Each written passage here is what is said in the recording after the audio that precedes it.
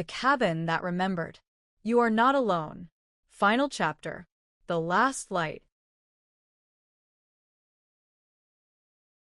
The third winter came with a sky the color of pewter and snow that fell in slow, deliberate flakes, as if the forest itself were holding its breath. The cabin waited. It had learned the rhythm of arrivals and departures, the way each visitor left behind a trace, sometimes a note, sometimes a song, sometimes only the warmth of their presence woven into the memory thread. But this winter felt different. The air was thick with the sense of something ending, or perhaps beginning in a new way. Near dusk, a figure appeared on the trail. Not hurried, not lost, just moving with the steady pace of someone who had walked a long way. She was older than the others, her hair silver, her coat patched in places. In her hands, she carried no bag, only a small lantern whose flame flickered against the snow. When she stepped inside, the cabin stirred.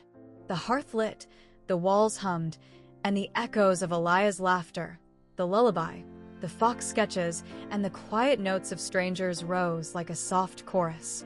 The woman closed her eyes, listening. "I've been looking for you," she whispered. For 3 days she stayed.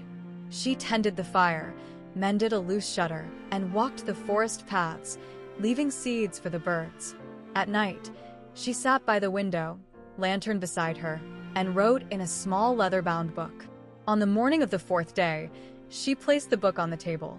Inside were the stories of all who had come before, pieced together from the cabin's whispers, the frost-written messages, and her own careful hand. She had given the cabin a voice. Before she left, she lit her lantern one last time and set it in the window.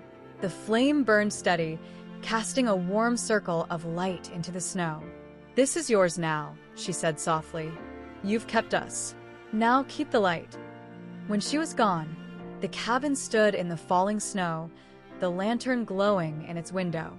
It no longer waited for footsteps. It simply shone, a beacon in the forest, carrying the truth it had always known. You are not alone. And in the years that followed, travelers still found it. Not because they were lost, but because they were ready to be found.